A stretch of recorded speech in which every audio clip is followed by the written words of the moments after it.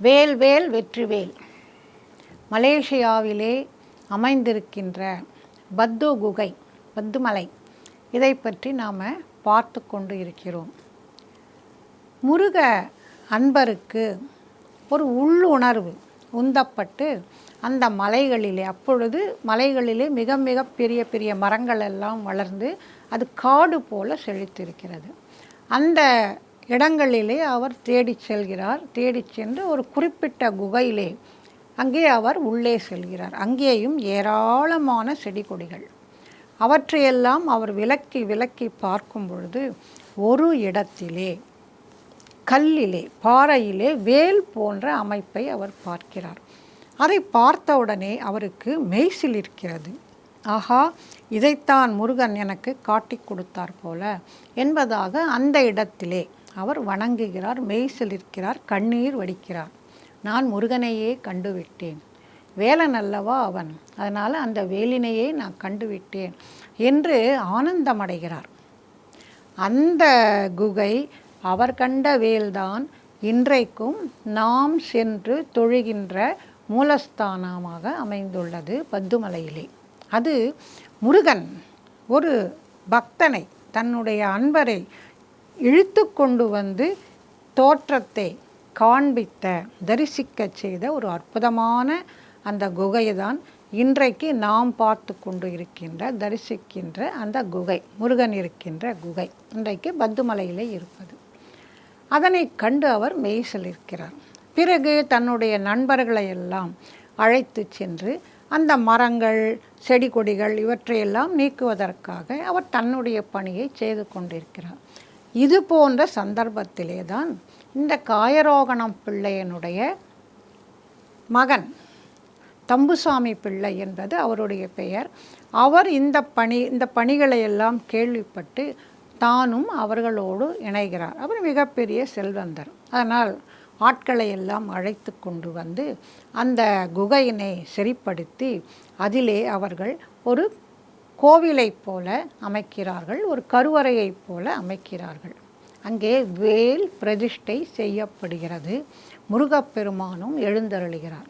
அவ்வளவு அழகு. இன்றைக்கும் நாம் அங்கு சென்று பார்த்தால் அத்தனை அழகாக முருகன் எழுந்தருளி இருப்பான். ஏன் இருக்க மாட்டான்? அவன் தன்னைத்தானே வெளிப்படுத்தி கொண்ட இடமல்லவா அது. அதனால் அங்கே அந்த ஒரு சக்தி அலைகள் அப்படி பரவிக்கொண்டே இருக்கும். அவ்வளவு அற்புதமாக இருக்கும் அந்த இடம். நாம் அந்த கோவிலுக்கு உள்ளே செல்ல ஆரம்பித்தோம் என்று சொன்னாலே ஒரு பிரமிப்பாகத்தான் இருக்கும். எங்கே பார்த்தாலும் அழகான மலைகள், சுண்ணாம்பு கற்களாலான லைம்ஸ்டோன் என்று சொல்வார்கள் அல்லவா, அது போன்ற அந்த வடிவங்களிலே இருக்கின்ற மலைகள். அதற்கு முன்புறம் மிக பிரம்மாண்டமாக எழுந்தருளி இருக்கின்ற முருகன். அதனை பிறகு அவர்கள் அமைத்தார்கள். அதை ஒட்டி படிகள் ஏறி செல்ல வேண்டும். 200க்கும் மேற்பட்ட படிகள் மிக எளிதாக ஏறிவிடலாம். அந்த படிகளையே அவ்வளவு வண்ணமயமாக ஆக்கியிருக்கிறார்கள். அந்த புகைப்படங்களை எல்லாம் பார்த்தாலே அவ்வளவு அழகாக இருக்கும். அத்தனை அற்புதமாக வண்ணங்களை அமைத்து அந்த படிகளை வைத்திருக்கிறார்கள். கீழேயே பிள்ளையார் கோவில் இருக்கிறது. அதை வணங்கிவிட்டு இந்த படிகளிலே நாம் ஏறி சென்றால் அந்த குகை வருகிறது. அங்கேதான் முருகப்பெருமான் எழுந்தருளி இருக்கிறான். விக்கிரகமாக வைத்திருக்கிறார்கள். வேல் வழிபாடும் உண்டு. அதற்கு பின்புறம் உள்ளேதான் அந்த அன்பர் கண்டுபிடித்த அந்த பாறையிலே இருக்கின்ற வேல் வடிவம் இருக்கிறது. இவர்களையெல்லாம் நாம் வணங்கி வணங்கி மகிழலாம். அவ்வளவு அருளை தருகின்ற, அவ்வளவு ஈர்ப்பு சக்தியுடன் கூடிய அந்த முருகனை நாம் அங்கே பார்க்க முடியும். மெய்சிலர்க்க அந்த தெய்வத்தை, முருகனை, வேலனை வணங்கிவிட்டு நாம் வெளியே வந்தால் அதற்கும் மேலே நம்மால் ஏறி செல்ல முடியும். அதற்கும் மேலே படிகள் இருக்கின்றன. அவற்றிலே ஏறி சென்றால்தான் அந்த மிகப்பெரிய ஒரு குகை. அதற்கு மேல்புறம் ஆகாயம் பார்ப்பது போல அமைப்பு இருக்கிறது. திறந்த வெளி இருக்கிறது. குகை என்று சொன்னால் முழுமையாக மூடிய இருட்டு குகை அல்ல. ஆனால் அதன் மேல் ஏற எல்லாம் முடியாது. அவ்வளவு உயரமான பாறைகள். அவ்வளவு பிரம்மாண்டமாக இருக்கும். மேலே ஆகாயத்தை பார்த்து மகிழலாம். இரவிலே சென்றால் இன்னும் கேட்கவே வேண்டாம், அவ்வளவு அற்புதமாக இருக்கும். மிகப்பெரிய குகை இருக்கிறது. இந்த குகையை பற்றியும் சுவாரஸ்யங்கள் நிறைய இருக்கின்றன. என்ன என்றால், இங்கேதான் நக்கீரர் உட்பட 1000 அந்த சிவ பூஜையில் தவறு செய்தவர்களை அடைத்து வைத்தது பூதம் என்று சொல்லுவார்கள். ஏனென்றால், நாம் முன்னாடியே பார்த்தோம், நக்கீரர் தான் சிவனை எதிர்த்து வாதாடியதால் தனக்கு ஒரு தோஷம் ஏற்பட்டதாக அவர் கருதி மனதிலே வருந்தி அங்கே திருப்பரங்குன்றத்திலே ஏற்படுத்திய ஒரு வாவியில் அந்த இடத்திலே அவர் அமர்ந்து கொண்டு சிவனை பூஜை செய்து கொண்டு இருக்கிறார். அந்த பூஜைக்கு ஏதாவது இடையூறு செய்ய வேண்டும் என்று அங்கு ஒரு பூதம் காத்து கொண்டு இருக்கிறது. ஏனென்றால் இந்த கதையை நாம் ஏற்கனவே பார்த்துவிட்டோம். இருந்தாலும் மீண்டும் ஒரு முறை இதனை பார்த்துவிட்டு பிறகு செல்லலாம். எதற்காக இவருடைய அந்த சிவ பூஜையை குலைக்க வேண்டும் என்று அந்த பூதம் நினைக்கிறது என்று சொன்னால், ஏற்கனவே சிவ பூஜையில் தவறு செய்த 999 மனிதர்களை அந்த பூதம் பிடித்து ஒரு குகையிலே அடைத்து வைத்திருக்கிறது. அதற்கு இன்னும் ஒரே ஒரு ஆள் தேவையாக இருக்கிறது. அந்த மனிதனையும் சிவபூஜையிலே தவறு செய்கின்ற மனிதன் நாம் பார்க்க வேண்டும். இப்பொழுதெல்லாம் எப்படியெல்லாம் பூஜை செய்து கொண்டு இருக்கிறார்கள் என்று. உண்மையில் சிவபூஜையில் தவறு செய்தால் பூதம் பிடித்து கொண்டு போகும் என்று சொல்ல வேண்டும். அதற்குத்தான் இந்த கதை சொல்லப்பட்டது. அங்கு ஒரு மனிதன் தேவையாக இருக்கிறது. அதற்காகத்தான் அது சுற்றுமுற்றும் பார்த்து கொண்டு வரும் பொழுது இங்கே நக்கீரர் சிவபூஜை செய்து கொண்டிருக்கிறார். அவருடைய அந்த பூஜையை குலைக்க வேண்டும் என்பதற்காக அந்த மரத்திலிருந்து ஒரு இலையை பறித்து போடுகிறது. அது தண்ணீரில் விழுகிறது, அந்த நதியிலே. அதிலே அது பாதியாக ஒன்று மீனாகவும் இன்னொன்று தவளையாகவும் மாறுகிறது. மீன் தண்ணீருக்குள் போக முயற்சி செய்கிறது, தவளை வெளியே செல்வதற்கு முயற்சி செய்கிறது. இரண்டும் 2 பக்கம் இழுக்கின்றன, ஆனால் ஒரே தோற்றம்தான். அதை பார்த்தவுடன் நக்கீரருக்கு ஒரு சுவாரஸ்யம் ஏற்படுகிறது. அவர் அந்த சிவ பூஜையை மறந்துவிட்டு இது மீன் ஜெயிக்கிறதா தவளை ஜெயிக்கிறதா என்று பார்க்கலாம் என்று வேடிக்கை பார்க்க ஆரம்பித்து விட்டார். இதைத்தான் அந்த பூதம் எதிர்பார்த்து கொண்டிருந்தது. இந்த சிவ பூஜையிலிருந்து கவனம் மாறி இது போல இவர் வேடிக்கை பார்க்கிறார், ஆக சிவ பூஜையிலே குற்றம் செய்கிறார் என்பதாக அது நிரூபணம் செய்து நக்கீரனையும் சேர்த்து எடுத்துக்கொண்டு போய் அந்த குகையிலே அடைத்து விடுகிறது. 1000 மனிதர்கள் இப்பொழுது அதற்கு கிடைத்து விட்டார்கள். 1000 மனிதர்களையும் ஒன்றாக அது சாப்பிட்டால்தான் அதனுடைய பசி அடங்கும். அதற்காகத்தான் அது காத்து கொண்டு இருந்தது. நக்கீரன் போய் சேர்ந்தவுடன் மற்றவர்கள் எல்லோரும் ஓவென்று அழுகிறார்கள். நீங்கள் ஏன் இங்கே வந்தீர்கள்? நாம் அனைவரும் செத்து போகப் போகிறோம் என்பதாக அவர்கள் எல்லாம் கதறுகிறார்கள். நமக்கு தெரிந்தவரை தமிழ்நாட்டிலே 1000 மனிதர்களை அடைத்து வைப்பது போன்ற ஒரு குகை என்பது இல்லை. அவ்வளவு பெரிய குகை இங்கே தமிழ்நாட்டிலே கிடையாது, எங்கேயும் கிடையாது. எனவே தான் சொல்கிறார்கள், அந்த பத்து கேவ்ஸ், பத்து மலையிலே அந்த கோவிலுக்கு மேலே இருக்கின்ற மிக பரந்த குகை, அந்த குகையிலே தான் இந்த மனிதர்களையெல்லாம் அந்த பூதம் அடைத்து வைத்தது. பூதத்திற்கு தூரம் என்பதெல்லாம் ஒரு பொருட்டே அல்ல, மிக எளிதாக அது கடந்து சென்றுவிடும். எனவே மிக எளிதாக இங்கிருந்து தமிழ்நாட்டிலிருந்து ஒவ்வொரு மனிதனையும் பிடித்து கொண்டு போய் அந்த குகையிலே அது அடைத்து வைத்தது. நக்கீரனோடு சேர்ந்து அத்தனை மனிதர்களையும் அடைத்து வைத்த குகை இந்த குகைதான் என்று சொல்லுவார்கள். அவ்வளவு பெரிய குகை இங்கே இல்லை என்று சொல்வார்கள். அதையும் நாம் இங்கு நினைவு கொள்ள வேண்டும். இந்த குகையிலே அடைத்து வைக்கப்பட்டவுடன் தான், ஏனென்றால் அது மற்ற மனிதர்கள் மூச்சு விடுவதற்கும் அந்த மேலே திறந்த வெளி இருக்கிறது. அதனால் அவர்கள் இந்த பூதம் சாப்பிடும் வரை உயிர் வாழலாம். இந்த வசதிகளெல்லாம் அங்கே இருக்கின்றன. அந்த வகையிலே இந்த குகையிலே 1000 பேர் அடைக்கப்பட்டவுடன் தான் நக்கீரர் அவர் முருகனை பிரார்த்திக்கிறார், எங்களை எல்லாம் காப்பாற்ற வேண்டும் என்று பிரார்த்திக்கிறார். முருகனுடைய வேல் அந்த குகையை உடைத்து அத்தனை பேரையும் காப்பாற்றுகிறது. அந்த வகையிலே அவர்கள் எல்லோரும் பிறகு பிழைத்து விடுகிறார்கள் என்பதாக அந்த புராணம் செல்லும். ஆக அந்த நிகழ்வு நடந்த இடமும் இந்த இடம்தான். கல்லிலே வேலாக குடிகொண்டவனும் இங்கேதான்.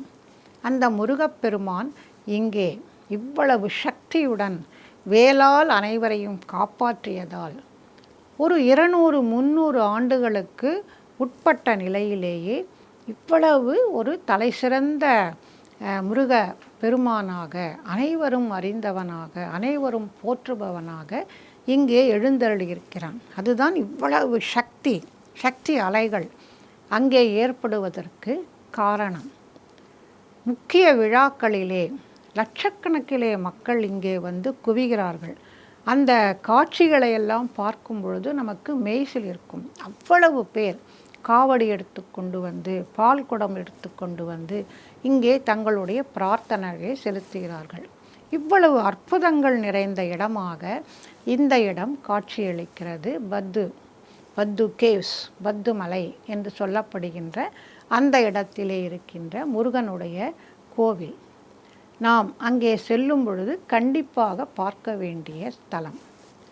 இந்த முருகனுன் எழுந்தருளல் என்பது ஒரு விசேஷம். ஒவ்வொரு பிரதிஷ்டையும் முக்கியமானதாக ஏதோ ஒரு காரணமாக அமைகிறது என்று நான் சொல்லிக்கொண்டு இருக்கிறேன். ஏதோ தெய்வங்களை அங்கே ஒரு சிலையாக வடித்து அவர்கள் வைக்கவில்லை நம்முடைய முன்னோர்கள். ஒரு காரணம் கருதி தான் அந்த பிரதிஷ்டை என்பது அமைகிறது. வியாசராயர் மிகப்பெரிய மகான். அவர் தென்னகத்திலே 300க்கும் மேற்பட்ட ஆஞ்சநேயர் சிலைகளை அவர் பிரதிஷ்டை செய்கிறார். அனைத்தும் ஒரே மாதிரியாக இருக்கும். அந்த வாளிலே மணி கட்டிய நிலையிலே அந்த ஆஞ்சநேயர் இருப்பார். அந்த ஆஞ்சநேயரை பார்த்தாலே இது வியாச பகவான் பிரதிஷ்டை செய்த ஆஞ்சநேயர் சிலை என்று நாம் புரிந்து கொள்ள முடியும். அத்தனை சக்தி வாய்ந்ததாகவும் இருக்கும். ஆனால் அவர் ஏன் அந்தந்த ஊர்களை தேர்ந்தெடுக்கிறார், அங்கங்கே பிரதிஷ்டை செய்கிறார் என்பதற்கு ஒரு அர்த்தம் உண்டு. நம்முடைய தென்னகத்திலே திருநெல்வேலி பக்கங்களிலே பல இடங்களிலே வியாசராயர் பிரதிஷ்டை செய்திருக்கிறார். அங்கே எல்லாம் என்ன சொல்கிறார்கள் என்றால், ஒரு ஊரிலே அங்கே செல்வச் செழிப்பு வேண்டும் என்பதற்காக அதற்கான மந்திரங்களை சொல்லி பிரதிஷ்டை செய்கிறார். அதே போல் மண் வளம் வேண்டும், விவசாயம் செழிக்க வேண்டும், மக்கள் நல்லபடியாக வாழ வேண்டும். இப்படி அந்த ஊருக்கு என்ன தேவையோ அதை நினைத்து அந்த பலன் கருதி அந்த வகையிலே வியாசராயர் அந்த ஆஞ்சநேயர் சிலைகளை பிரதிஷ்டை செய்கிறார். அந்த ஊருக்கு என்ன வேண்டுமோ அதை ஆஞ்சநேயரிடம் பிரார்த்தனை செய்கிறார். அந்த வகையிலே பிரதிஷ்டை செய்கிறார். இது உதாரணத்திற்கு தான். இப்படித்தான் ஒவ்வொரு கோவிலிலும் அந்த ஊருக்கு என்ன வேண்டுமோ அது அங்கு பிரார்த்தனை செய்யப்படுகிறது, மகான்களால் பிரதிஷ்டை செய்யப்படுகிறது. அந்த வகையிலே இப்படி இங்கே நாம் மலேசியாவிலே பத்துமலையிலே பார்த்தோம். அதே போல் மற்றொரு அற்புதமான பிரதிஷ்டை என்பதை நாம் பார்க்கலாம். எப்படி மலேசியாவிலே மிக பிரபலமாக பத்துமலை முருகன் காட்சியளிக்கிறாரோ, நம்முடைய தமிழகத்திலே பழனியிலே எப்படி ஆண்டிக்கோலத்திலே இருந்து கொண்டு முருகன் அருள் செய்கிறானோ, அதே போல் கர்நாடகத்திலே ஒரு கோவில் உள்ளது, மிக பிரபலமான கோவில். அது குக்கே சுப்பிரமணியா கோவில் என்பது. அந்த கோவிலின் மகத்துவங்களை சொல்லிக்கொண்டே போகலாம். அவ்வளவு அற்புதமாக அங்கே குக்கே சுப்பிரமணியர் எழுந்தருளியிருக்கிறார். இந்த இடமே மிக மிக விசேஷமானது. இதை பற்றி சித்தர் நிலையிலே சொல்லப்படுகின்ற ஒரு விஷயம் உண்டு. அவர்களுடைய கண்ணோட்டத்திலே சொல்லப்படுகின்ற ஒரு அமானுஷ்யமான விஷயம் இருக்கிறது. அதை பார்த்துவிட்டு நம்ம கோவில் வரலாறுக்கு வரலாம். குக்கே சுப்பிரமணியா கோவிலுக்கு பின்புறம் ஒரு பெரிய மலைத்தொடர் இருக்கிறது. ஒரு மலை, இந்த குக்கே சுப்பிரமணியா மலை என்றே அது அழைக்கப்படுகிறது. அந்த மலை ஒரு கோவிலுக்கு மிகச்சரியாக பின்புறம் அமைந்திருக்கும். அதை சென்று ஏறுவது என்பது மிகவும் கடினம். உடலிலே வலுவுள்ளவர்கள் மட்டுமே அதை ஏற முடியும்.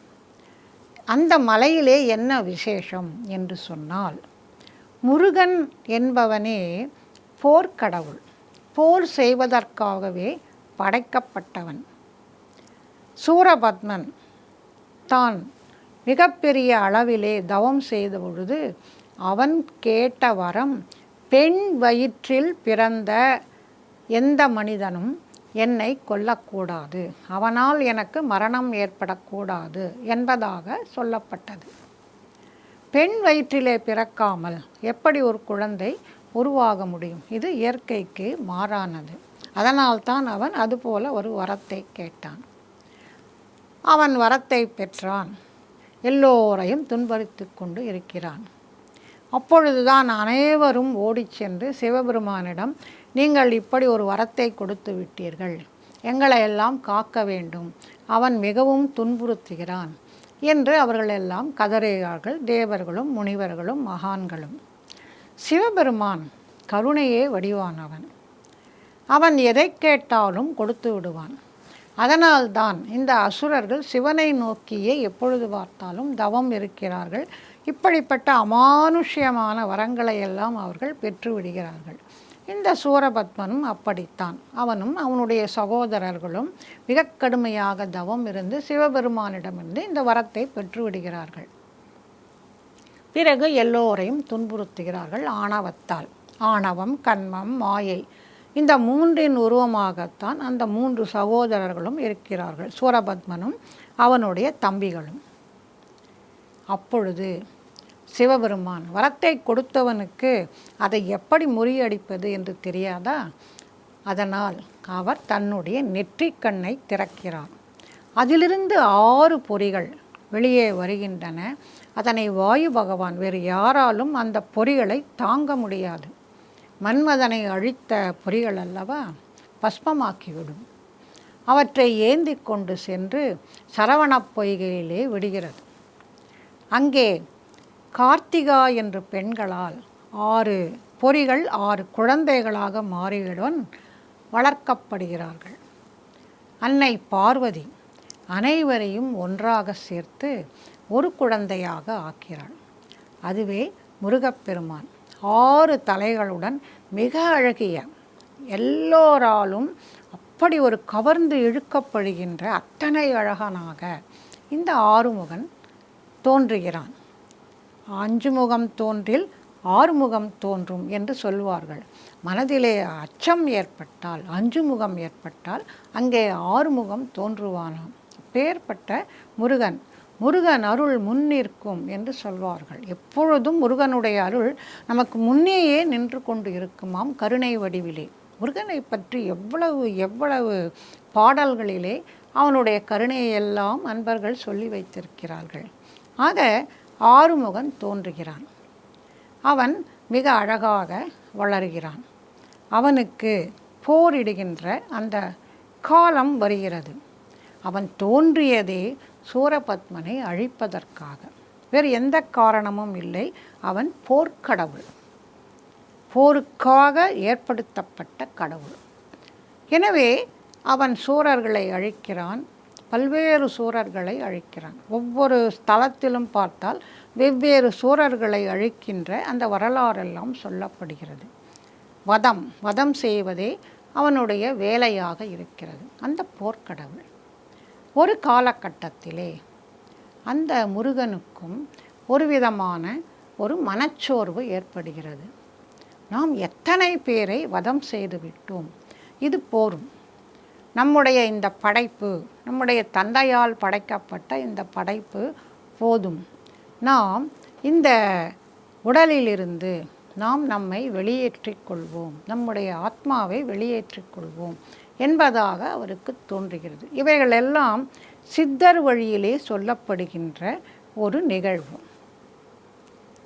பொதுவாக புராணக் கதைகளிலே சொல்லும்போது அவர் மனம் புரிந்து கொண்டது இதெல்லாம் வருகிறது. ஆனால் சித்தர் வழியிலே இது போன்ற ஒரு நிகழ்வு சொல்லப்படுகிறது. முருகப்பெருமான் இந்த அழிவுகள் போரும், நாம் அவற்றையெல்லாம் தேவையானவற்றையெல்லாம் அழித்து விட்டோம், இனி கடவுள் மற்றவர்கள் பார்த்து கொள்வார்கள், நாம் நம்முடைய படைப்பினை முடித்து கொள்வோம் என்பதாக அவர் செல்கிறார். சென்று கொண்டே இருக்கிறார். இந்த இடத்திற்கு வருகிறார். குக்கே என்கின்ற இந்த இடத்திற்கு வருகிறார். அந்த மலையிலே மேலே ஏறி செல்கிறார். மேலே ஏறி சென்று உச்சியிலே அவர் செல்கிறார். சென்று அங்கே நின்ற வடிவிலே தன்னுடைய 6 நிலைகளையும் 6 ஆதாரங்களையும் அவர் இணைக்கிறார். இணைத்து சகசிராரம் வழியாக தன்னுடைய அந்த ஆன்மாவை விடுதலை செய்து கொண்டு ஒளியாக அவர் இந்த பரபிரம்மத்திலே கலந்து விடுகிறார் என்பதாக அந்த சித்தர்கள் கூறுகிறார்கள். இது மிக மிக கடினமான ஒரு யோகம். பொதுவாக இதுபோல ஜீவசமாதி அல்லது தன்னை விடுவித்துக் கொள்வது என்பதெல்லாம் உட்கார்ந்த நிலையிலேயோ அல்லது படுத்து கொண்டு இருக்கின்ற நிலையிலேதான் ஏற்படும். நின்று கொண்டே தன்னை விடுவித்து கொள்வது என்பது ஒரு ஆகாத காரியம். ஆனால் முருகப்பெருமான் அவன் சித்தநாதன் அல்லவா, சித்தர்களுக்கெல்லாம் தலைவன், யோகேஸ்வரன். எனவே அவன் நின்று கொண்டே அத்தனை ஆதாரங்களையும் இணைத்து சகசிராரம் வழியாக தன்னை வெளிப்படுத்தி கொள்கிறான் என்பதாக முருகன் அந்த இடத்திலே அவன் தன்னை வெளிப்படுத்தி கொள்கிறான். இந்த பரமாத்மாவோடு கலந்து விடுகிறான், ஒன்றாக மறைந்து விடுகிறான் என்பதாக சொல்லுவார்கள். அப்பொழுது அங்கே எவ்வளவு சக்தி நிலை என்பது வெளிப்பட்டு இருக்கும் என்பதை நீங்கள் வியந்து ஆலோசிக்கலாம். அப்பேற்பட்ட ஒரு சக்தியின் வெளிப்பாடு நிகழ்ந்த இடம்தான் அந்த குக்கே சுப்பிரமணியாவின் மலையுச்சியிலே இருக்கின்ற அந்த இடம். அந்த இடத்திற்கு செல்வது என்பது மிக கடினம். ஆனால் சிலர் சென்றிருக்கிறார்கள். எனக்கு தெரிந்தே சில நண்பர்கள் அந்த இடத்திற்கு கடுமையாக போராடி சென்றிருக்கிறார்கள். அப்படி அவர்கள் சென்ற பொழுது அவர்கள் பார்த்த விஷயங்கள் என்பது மிக ஆச்சரியமானவை. அவற்றை நாம் அடுத்து பார்க்கலாம். நன்றி, வணக்கம்.